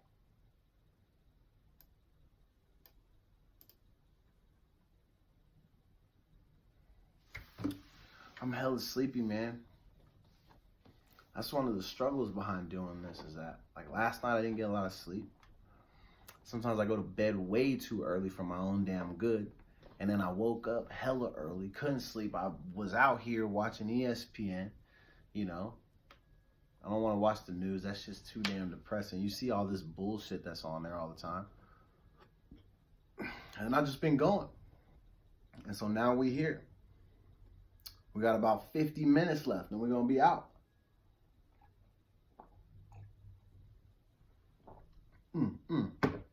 So, it is November 7th, 2019. If you were watching this recording, hopefully you're just listening to it, not just watching it. Sometimes it does get a little bit boring because I take a lot of breaks. Well, not like breaks, but like I just stop talking and I look at my phone like an idiot, or I'm drinking my tea, or I'm watching the damn TV, all of these types of things. But thank you for tuning in. Hope you liked and subscribed and share it to all your friends. Do all those crazy things that people do. Help me out, man. I'm trying to get on, but we're getting some really good feedback about the show. People really like it. I even heard, from the higher ups that we're getting some good feedback, and we have viewers of all age ranges, which I love that. So shout out to everyone that's tuning in, whether you're young, whether you're old. I mean, I hope if you're young that you're not going back to school and repeating some of the things that I say. Kids, don't do that. I hope you're being good to your parents. Don't act like me. And then for everyone who's, on the older side, hey, thanks. I know sometimes I can be a little bit wild, and I'm acting a little bit out of control, but that's just kind of my personality. So, but thank you for tuning in. I appreciate you listening. I know there are some people that are actually still tuning in on a weekly basis, even though they disagree with most of the stuff that I'm saying. I would love for y'all to reach out to me. Let's pick a topic. Let's have some conversation, and let's kind of bounce ideas off of each other and debate a little bit, and then we can talk about it on the show. The cool thing is for next week, I'm hoping I can get it recorded, but what I'm going to do is I'm going to play some audio of an interview that I'm going to do with my good friend Jason Hicks, because he has this really cool magazine. I want to say it's called Green Tea. It's this cool magazine that him and his friends have started to do. They've been doing it for a little bit, so I'm a little bit late to the party as far as promoting them, but because Jay is a good friend of mine, I want to give him a space to promote his magazine. And so Jay and I are going to check in, do a short interview, and then hopefully on Tuesday or next Thursday, we'll have audio of the interview that we'll be able to play on the show, which I think will be pretty cool. Oh, man. And then I think what we're going to try to start doing in the coming weeks is actually start taking phone calls during the show, which I think will be pretty interesting. And so once we get that set up and get all that going, I'll make sure that everybody has access to it, and you guys can call in, submit your feedback. You can argue if you like. You can just call and hang up, do prank calls, or you can call and be like, yo, your voice is mad fly, it's mad sexy. And I'm going to be like, ew. You nasty, because it's all right. But yeah, I know, appreciate the compliment, and I'm going to hang up on your ass because I don't have time for all that. Don't call me with that mushy shit. If you got jokes, you got memes you want to send, you got, things you want to argue about, that's what we're here for. Don't call in just trying to like hit on people. No one's listening to none of that. So, let's see, man. I think what I'm going to do is we're going to jump back in, even though Kirk Franklin is about to wind down, because I would like to get back in to talking about, we're going to talk about a couple other articles that I found that I just find some of this stuff just so fascinating. And I know not all of it is fascinating to everybody, but some of this stuff is wild to me. So we're going to read this one. God, some of these people, man, I just don't understand.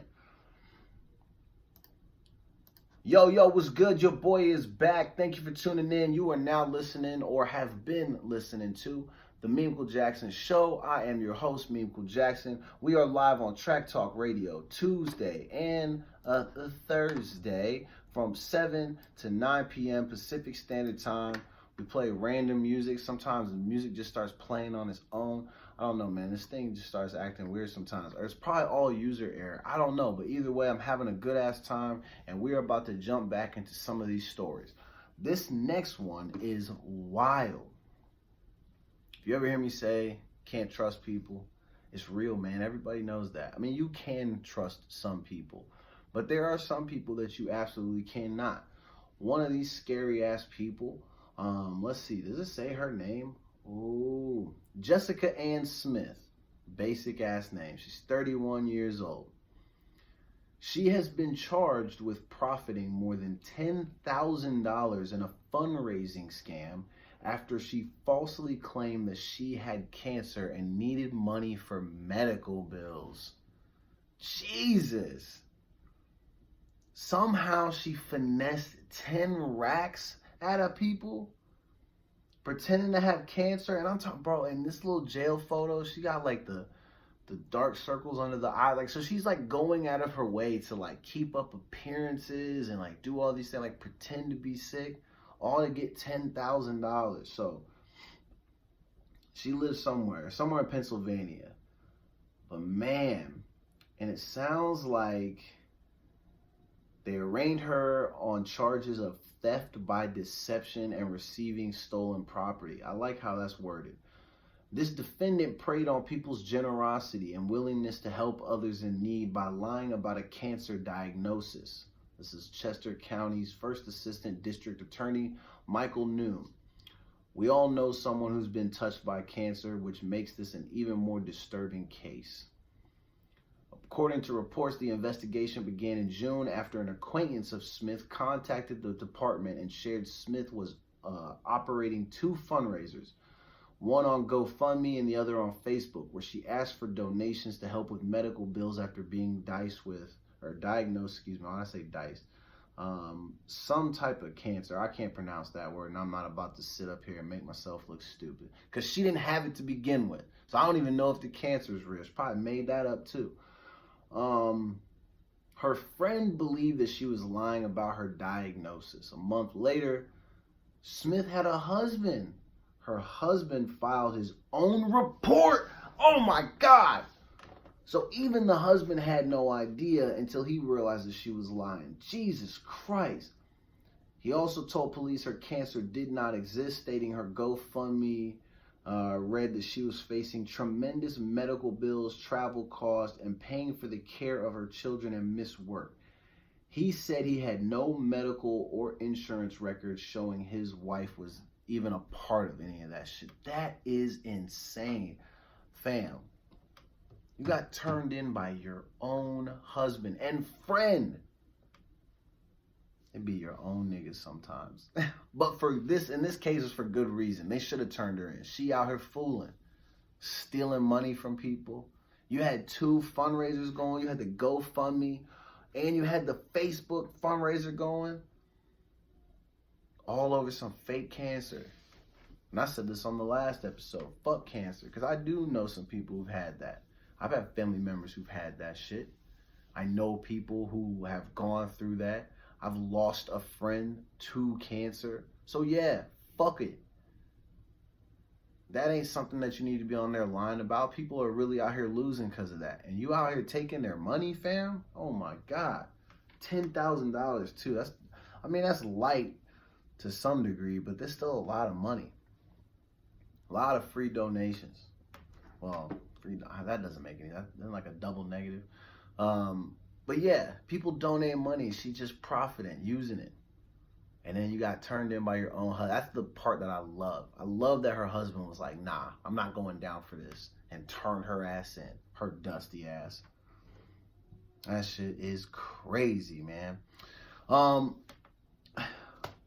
my next couple things. I thought this one was funny. Even though we were way past Halloween, I, I remember saying on the Halloween episode, or I think it was before that, I mentioned to people, tell all your white friends, don't do the blackface thing. That never ends up going well for y'all. So of course, why doesn't a high school teacher wear blackface to school to do a rap on Halloween? Why doesn't he do that? Of course, he went home and he was like, you know what? I can't wait till Thursday. You know, I'm going to be in my best suit and I'm planning to put my makeup on. And I got the rap. I've been rehearsing in the bathroom. I got crazy bars. Is that what the kids say? That's bars? It's bars, right, Brian? You know he was doing all that. My man literally showed up and he's in his blackface. This shit is absolute madness. Absolute madness. And of course, where is the video at, man? Let me get these comments up. Some of these comments, oh my God, they are so, I wish that you guys could just follow along with me as I'm liking and adding this stuff. If I could just connect it to all of your profiles so you could just see, well, I guess that's how the internet works. But half the time you don't get to see all the funny shit that I post because Facebook and Instagram try to like divvy it up so you can see your families and shit. Who's more important? Me and my memes in this radio show, or your niece and nephew that live in Australia that you haven't seen in 5 years that your sister and brother want to post pictures of? We don't care about them that much. You can care about them on Australian time. But while you're on my time, you should care about these memes and all this funny content, because some of this shit is stupid funny. No disrespect to your niece and nephew. They're probably cool as hell. But yeah, he wore blackface to school and did a rap. There's black kids in the class. Fam, did you really think that you were going to show up to school and do that and no one was going to say anything? So of course he got suspended. Who knows if he'll be fired, but he definitely got suspended. It's pretty crazy. So I didn't get much feedback or any real updates about how November 5th went as far as election day. There was one that I think people were kind of losing their heads about, and in the Seattle area specifically, and it was the one about our car tabs, where those things are crazy expensive, and now apparently they're only going to be, about $30. For me, I'm like, yo, I love this because like I don't want to pay. I paid $276 last year for my car for the sticker, fam. $276, not $2.76, $276. So I guess with this new thing passing, it just means that like Sound Transit is gonna have some struggles getting these projects completed. A lot of our roads won't be taken care of and well maintained, which, no disrespect, but city of Seattle and everywhere in Washington that I travel on a daily basis, the roads are already trashed. So I don't know what you guys were doing before, but it doesn't seem like you were working very hard and using our funds properly. That's just my opinion, without knowing hardly anything about the situation. I'm just telling you how I feel based on being someone who drives every day and then had to fork out $276 for those little freaking stickers that go on the back license plate. I didn't like that. So now it's only going to be 30, which I'm fine with. But they're saying that there might be some issues with the roadways. So I guess over the next 5 or 6 years, there's supposed to be billions of dollars lost in revenue that they were anticipating making. And that's all off of us. They're literally going to take that money from tab renewals and I'm sure like toll fees and all that type of stuff. But now the people have spoken and they didn't want to deal with that. So now we're going back to paying like $30. I'm sure there will be other fees assessed, but without knowing too much about politics, that shit sound cool to me, man. I'm trying to save some money. Shit. You're talking about from 270 something down to 30? Nigga, yes. Matter of fact, here, you want to take 35? I'm feeling generous. I can actually afford to leave a tip. You roll that over to next year's. And then I only got to pay 25 because I already put the extra 5 on it. I can do that today because we balling. But 276, oh my God, I walked out of that shit almost in tears. Like how I'm getting that money back. I mean, I got it back, but shit, you just never know nowadays. Fuck. But yeah, I thought that was very interesting. That was the only thing that I really heard about from election day or whatever it was that was really that big of a deal. Again, I'm somebody that just does not know a ton about politics. I'm looking for somebody to really like invest their time in kind of teaching me about some of this stuff, but not getting impatient with me because I literally barely know anything. Now, I'm not so dumb that I don't know the branches of government. I know like basic stuff, but as far as like what person does what and who's standing behind this and how we're going to get to this, I don't know none of that. So, if you got some info for me, hit me up, man. I would love to check in with some people and kind of get some more background on a lot of this stuff. So that way when we talk about it on the show, I'm not sounding like a complete idiot. What else do we have, man? There was a whole bunch of stuff on here. Some of this stuff is a little too wild. I mean, we got chicken sandwich mania. We got people going crazy over that. We have a lot of black celebrities who have come out and expressed their displeasure and disappointment with the black community because we are acting like they say we act. Like criminals, like animals, like freaking batshit crazy people over a damn sandwich. If you guys cared or not, I still have not tried this chicken sandwich. Who knows if it's any good? I have had Chick-fil-A spicy chicken sandwiches, but I have been eating Chick-fil-A for years before I moved out to Washington because we already had it in the South where I came from. So Chick-fil-A is just okay to me. It's not worth being in that line. It's not worth hearing that fake ass my pleasure shit after you say thank you. And anybody who knows me knows that I am not a fan of that at all. I hate the fact that when I say thank you, that they can't just say, you're welcome. I absolutely hate it that they say, my pleasure. Fam, it's not your pleasure. You're not receiving any pleasure from this interaction and experience. It's a job. I said thank you. Just say you're welcome and we'll keep it pushing. Do not give me no fake ass greeting. I hate that shit. But that's what Chick-fil-A loves to do. And I feel like the food is kind of overpriced for fast food. The fries are kind of dry, don't have a ton of flavor. I like that they're waffle fries. That's a cool little concept since everybody else's shit is just hella regular. It's cool that y'all are a little bit different, but I'm just going to keep it real with you. Your shit is just okay. Wendy's has, in my opinion, Wendy's has a better chicken sandwich than Chick-fil-A. And I don't know about the Popeye situation, but I would assume that since people say that the Chick-fil-A sandwich is better than the Popeyes one, that would mean that Wendy's is crushing Popeyes. If you want to debate, feel free to reach out. I have not tried that Popeyes one, but I know Wendy's shit is still slapping. Man, as a matter of fact, I am getting kind of hungry too. I would not mind a chicken sandwich. So shout out to Wendy's. If Wendy's is listening, if y'all want to start sending me free chicken sandwiches, I'm not going to say no to that.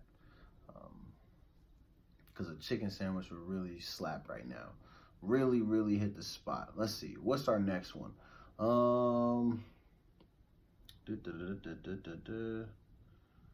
Kanye West, man.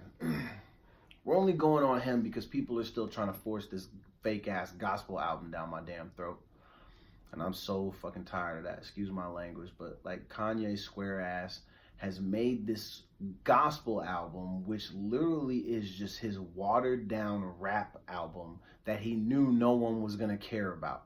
So what he did is he put it in a different genre to make it seem like it was innovative and it's going to be different and you're about to change the game. No.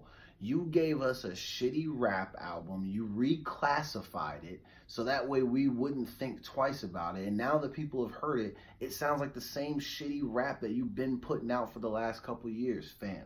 If there is just a way that we can cancel him just strictly for the fact that he thinks we're all stupid and he continues to try to act like we were all stupid by giving us bullshit content, ugly ass clothes, trash ass shoes, all of these things should be why he's canceled.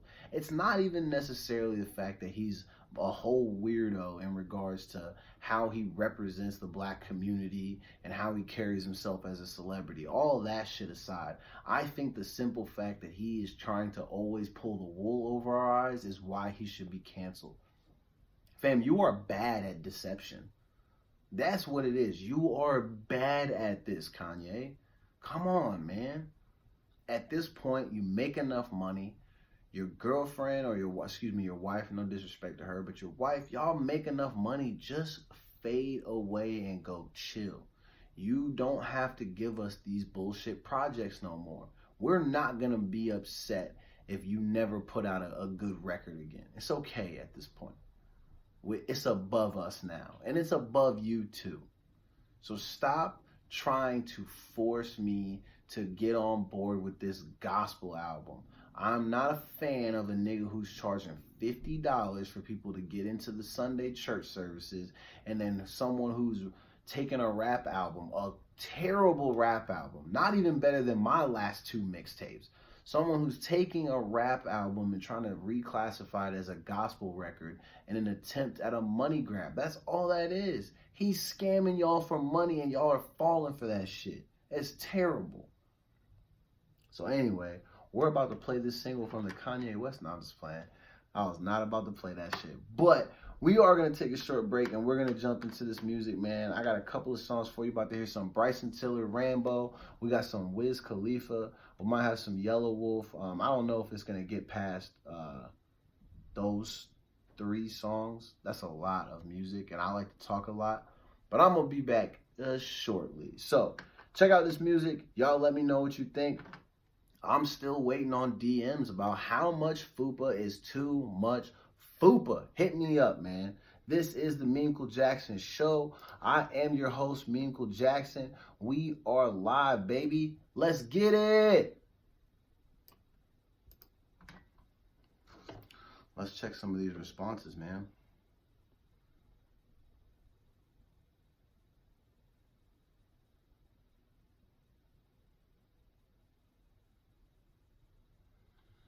Okay, we got one. We have somebody who just said, fuck that. I love my FUPA. Okay.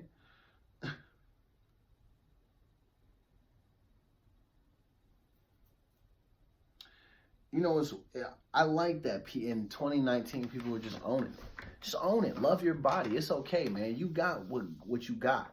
And you got to work that shit. And if people don't like it, fuck them. It's pretty simple. Oh, man, I'm burping a lot tonight. Let's see. What do we got? So we got somebody who said, if the FUPA is as heavy or as big as a sandbag, then I don't want it on my face. I don't know what that means. But okay. Let's see. Next one is, FUPA's kind of gross me out, but I like that my girl kind of looks like the thing at the Chinese restaurant. Fam, are you talking about the little Buddha that be out front? You're grimy for that. You're lucky I'm not saying people's names. That was a savage comment. Disrespecting your girl like that. I'm dead. Let's see. FUPA's rule, good one. Let's see. If you got a FUPA, you need to go to the gym. I mean, let me look at this person's profile. You got some damn nerve telling people they got to go to the gym. Let me stop, man. I'm not trying to be rude, but you got people on here being hella disrespectful. Come on, man. Let's see. That's all the FUPA responses. Everything else is people responding to some post where I said that I'm trying to take a trip to Las Vegas soon. But I only want to go to eat at a few buffets and then come back. And then people are trying to convince me to gamble. Listen, people, I don't gamble. I'm not burning up my money. I'm not taking my chances. I've literally gambled one time, and that was on New Year's of 2016. I went to the Tulalip Casino, which is way up north from where I'm at right now. I think I gambled, I think it was like $5 or $10 and somehow ended up winning like 60. So, I was, plus like $50, $55. And I quit after that because it was too risky, man. If I would have lost the money, then I'd have been pissed. So That was my one time that I gambled, and it worked out in my favor, and I dipped out. You know, you got to leave on a win. But no, I'm not planning to gamble if I go to Las Vegas. You know, maybe see Cirque du Soleil. That would be pretty cool. Check out Celine Dion. Or maybe I'll just go perform. If Vegas needs any performers, and if anybody's got to connect, I got a couple of stand-up routines that are pretty damn funny that I probably could do. I think people would really like the joke. So let me know, man. Hook me up. Let's see. Let me slide my fupa across your forehead. The answer is no, okay?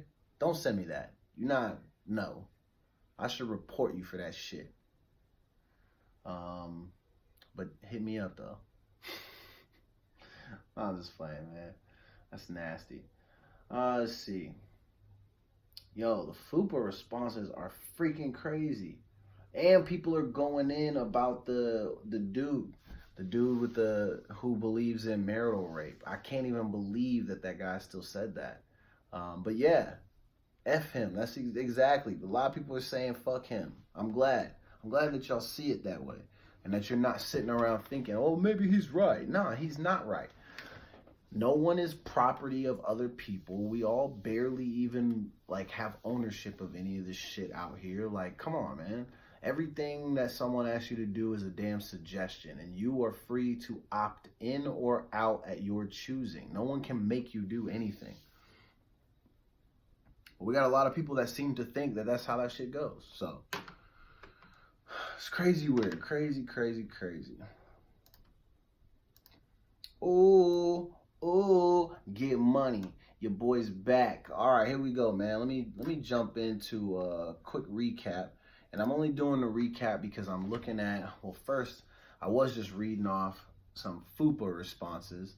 So you're going to have to go back and watch the video of this so you can hear what people were sending to me. I'm not going to read them off because one thing I did want to do is I noticed that people were reaching out to me and they were kind of talking about that dude who his feelings on marital rape seemed a bit extreme. And people were kind of reaching out to me and they're saying basically F that dude, which I fully agree.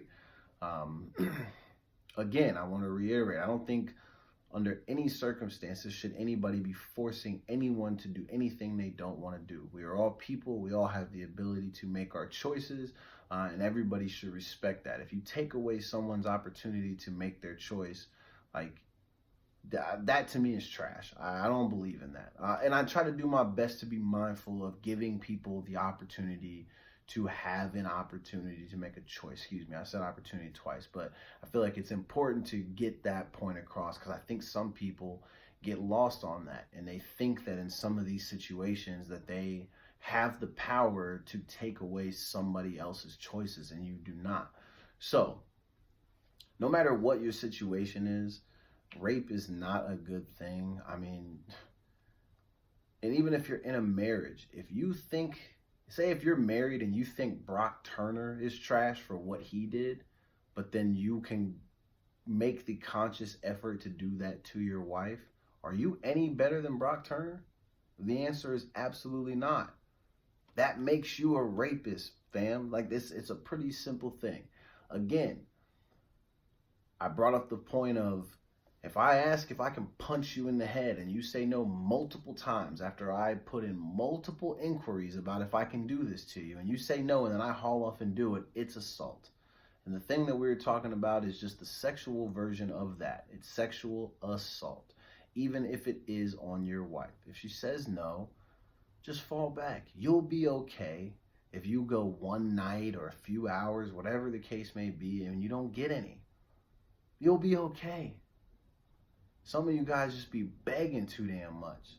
Unnecessary. But we talked about that. We're getting a lot of responses. A lot of people are, obviously angry with that dude, which I don't blame him. He's a scumbag. He's trash. Tavado Israel. That's his name. If you want to go look him up, please go look him up so you can see how dusty he is. Once you look him up, you'll be able to see all the stuff that I was talking about. You'll be able to see the comments and our interaction. You can look at it on my page. The guy's a bum. It's pathetic. But yeah, we started out the show by dragging him. We talked about young Jericho, 13-year-old man whose whole life is about to be over because he's been a part of a double murder. Him and this dusty-ass 19-year-old. Damn, man, I hate to see our kids go down for stuff like that. What else did we talk about? We talked about Papa John. I'm still very confused as to how you want to come out, give a fake-ass apology, talk about how you've changed and you want to be better and all this, and then, like, you pop up at the Trump rally. That shit is crazy, right? Why people be swearing that they're so remorseful and then they go do, like, weirdo shit? Come on. You wonder why we don't be believing y'all. And when I say y'all, I mean the people that get caught in these situations. You wonder why we look at you and go, fam, get out of here.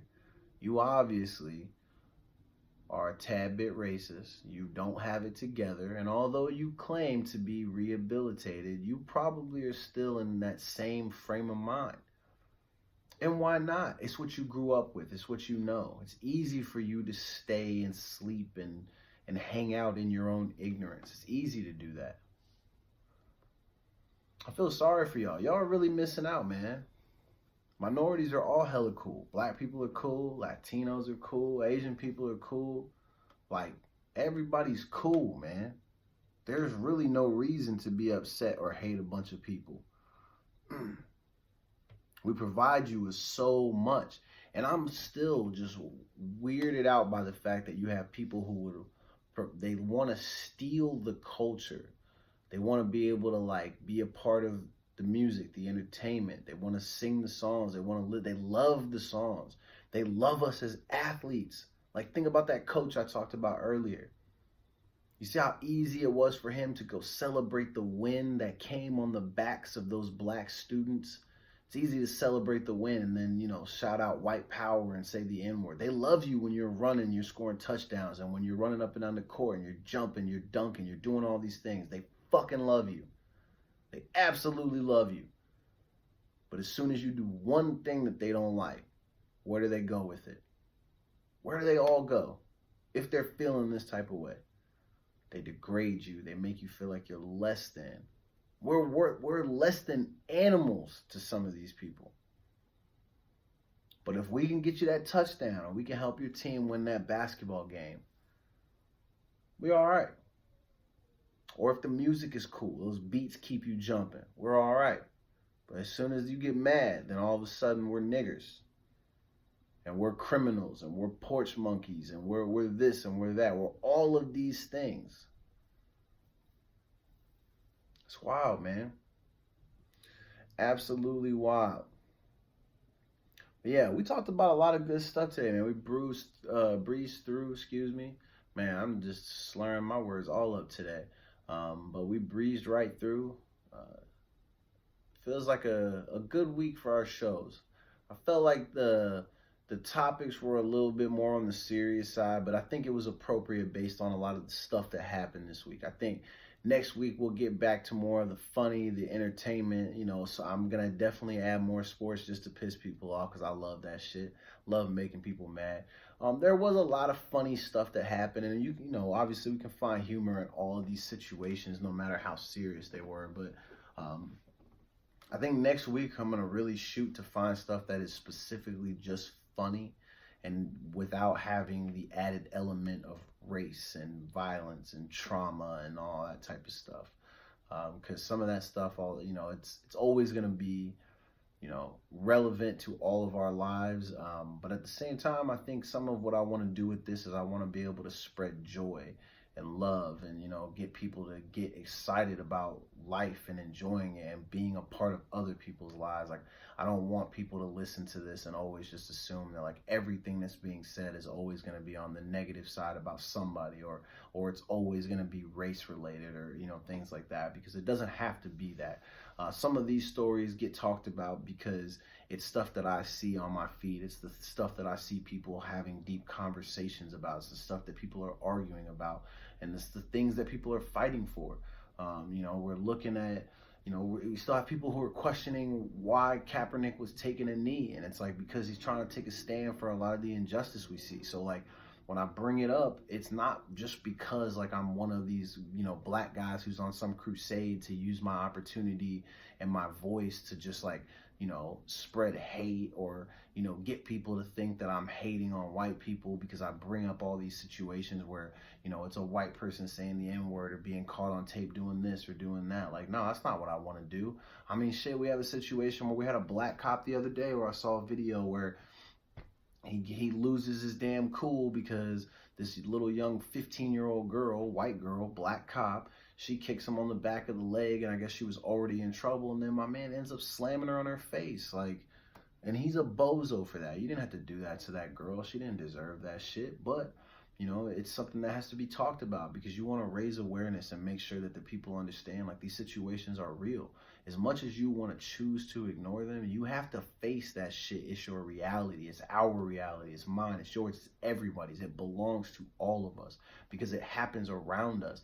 If you're anyone who claims to care about people, but you choose to ignore a lot of these situations that happen, then you're faking the funk, my man. You're not a real believer in the power of people if you're not getting frustrated by a lot of this and you're not willing to stand up and help your fellow man. That's simple and plain, man. It's easy. But anyway, so the last thing I want to talk about is apparently there's 2 incidents. And so, and they're both involving a mother at school or a mother at home beating, I hate to say beating, but it is beating their child because the child gets in trouble at school. One of the articles, I think I posted both of them, but one of them had a video and then the other one was just like a snippet and like an article about a situation. And then people were able to confirm for me that they were 2 separate situations. One that happened last night and then one that happened like earlier in the year. I think it was around March. But the one that we ended up talking about was one where it sounded like the son got suspended from school, and then the mom went to whoop him. The child ran away because he didn't want to get whooped, which that would go to show me right there that he lives in a house where violence is probably a norm, and it terrifies him. And although he has made mistakes, he does not want to go to that home out of fear that he's going to end up getting whooped. That's bad news. No child should be afraid to go back to their home. Home should be sanctuary. That's where they should feel protected. That's where they should feel the most safe. Kids should feel safe everywhere, but especially in their own homes. But apparently the young child did not feel that way. But it sounded like in the report that I read, by the time the parent was able to get a hold of the child, because the child was then brought home by school officials, so like staff from the school, the administration, they brought the child home. Apparently mom started going crazy, started whooping him. And then when the staff begun to feel like it was too excessive and they went to step in, she started whooping them too, which I thought was very interesting. So I noticed that when I was talking to this subject with some people, there's a person on my feed who was, I guess, engaged in conversation about this situation with somebody else in another state. And apparently this person is an officer of the law. And so her and I began to get in the conversation. And I don't think anything she said was just way out of line. I think based on how I read the cop's comments, because he made mention of, how he would approach a situation being on duty versus how he would approach a situation off duty. Because some of what people were saying was typical stuff like, yo, if I would have saw that, I would have jumped in, and we all want to rush to be heroes. And in that situation, protecting the kid, yeah, I would have jumped in and said something too. One of the things the guy brought up in the comments based on the screenshots that I read is that he was saying that in his role as an off-duty officer, he thinks the best course of action will be to call the law, and not necessarily handle it himself. And so when myself and this young lady were talking, one of the things that she mentioned, which was not bad, but it's just based on the conclusion that she seemed to draw from their conversation. And it was based on how she also felt too, which I could totally understand. But she made mention that she didn't feel like she could really trust him as a cop. And so I phrased the question of, do you think based on how he would handle it as an like outside of work, do you think that makes a difference, like, or it impacts how you view him as a cop? Because she had mentioned that she had a high amount of respect for him prior to their conversation, but based on kind of how he reacted to the situation where the child was being beaten, he kind of did make it seem like he was like, nah, I wouldn't step in and do anything, which I can understand for her and her situation, and especially as a parent, it made her frustrated. So I could see how she could say, well, if you would be willing to turn the other cheek and not, engage and help save that child, how can I trust you as a cop? And so based on all these situations with cops and, minorities and, just hurting civilians and the fact that they're here to protect and serve, I have traditionally been someone who has said stuff like, fuck the police. I think a lot of people say that. And over the years, I've kind of started to come to the conclusion that, I want to make sure I say this right, or say it how I've been thinking it. I don't think the idea of cops and law enforcement is bad. I think with a lot of things, it starts out with good intention, and you're hoping like this is what we hope to gain by instituting this and creating this type of structure, program, whatever the case may be. It is clear that over time, the things that officers have been asked to do and asked to put up with has created a new structure within the police force that has gotten us to this point. You have where cops probably are afraid of their own safety, so they're less likely to handle incidents, according to law and doing the right thing. We're also at a point where, because, there's so many people in the world, there are only so many people who are willing to go, put on a gun and a badge on a daily basis and walk the streets and, walk around knowing that they have the chance to end up not going home that day. I've always said that I thought people joined the police force and the military for a few reasons. It's my own opinion, my own assumptions. But I think some of it is out of legacy, like if your grandfather or, grandmother, and then your father, your mother, whatever, your brothers, your sisters, if they all go, maybe you want to go in as a legacy. There are some people who are literally court ordered to either join the police force or join the military. And then you have other people who really just want to serve the country because they know that it's the right thing to do, or they want to serve their communities because they know it's the right thing to do. And then you genuinely have some people who sign up for these jobs because they would like to find a legal way to take the lives of other people and not have to feel bad about it because they know they're being protected by the uniform that they wear. And that is a sad thought.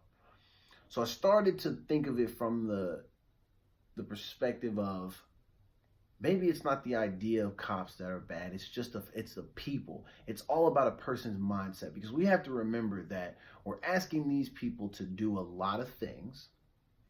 You're asking them to protect a lot of people, and you're asking them to make the right call almost every single time in situations that are high intensity and require you to make split-second decisions. That's not an easy thing to be part of.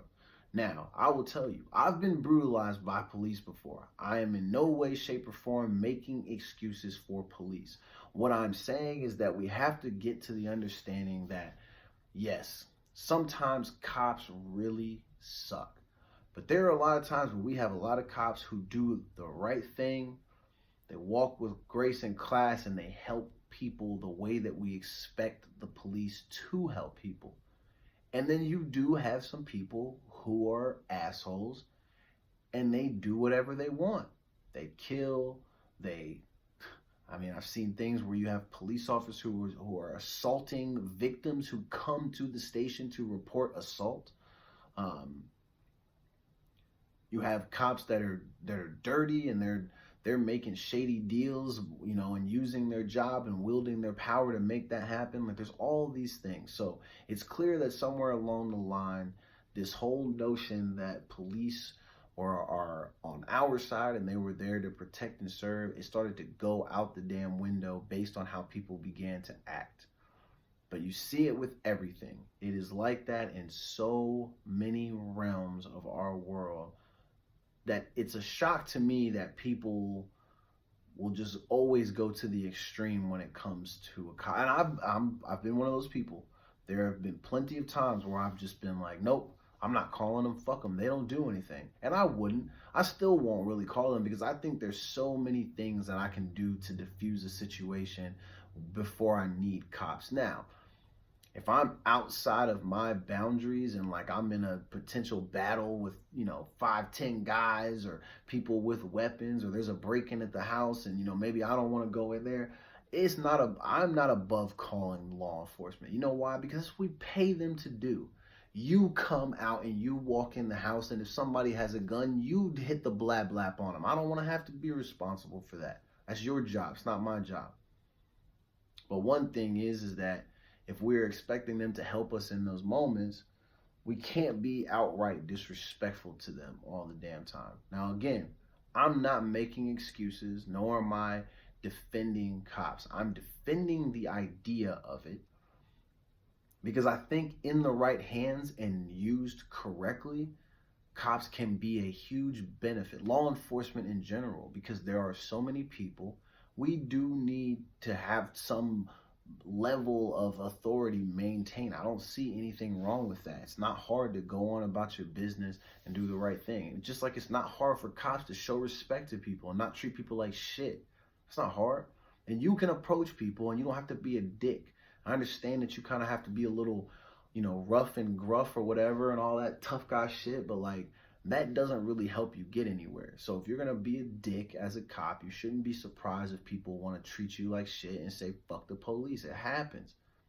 But I think it's wrong of us just to assume that every cop is a shitty cop. Now, maybe this guy that she's talking to is, I don't know. Because I don't know him and I only know her through Facebook. I thought her thoughts and feedback were really good. So, Melinda, I appreciate the conversation that we had. And I could totally understand how, as a parent, you would feel some type of way. I think if I'm reading his comments and I'm taking them, you know, in the way where he's stating that he wouldn't have helped that child in that situation, I would have a problem with that too. So I think protecting children is a much different situation than protecting adults. I think, you know, we want to protect adults too, but, you know, in most cases, adults have the means to protect themselves or stay out of situations that would end up calling for them to need protection. Adults can avoid things that kids cannot. It's usually not a child's fault that he's in those situations, he or she, excuse me. So I want to end the show with that to kind of give you that feedback. The cop thing does become a deeper conversation because there are a lot of things about cops that I do take issue with, where I still am leaning on the side of I don't trust them, nor will I require their services. I don't want to use them for anything. I don't want cops near me or around me at all.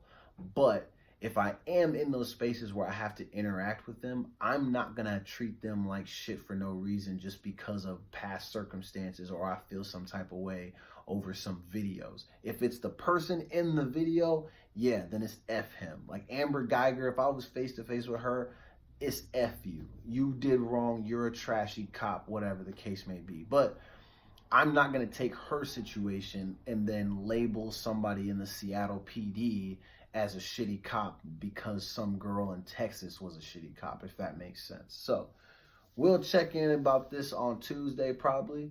I hope you enjoyed the show. Man, we got one last little song we about to play. I'm just going to play this old-ass Fabulous and T-Pain, that Baby Don't Go record. So I appreciate y'all tuning in, man. I hope you enjoy your weekend. This is the Meaningful Jackson Show. This is your host, Meaningful Jackson. I'm signing out. I will see you on Tuesday. Be easy.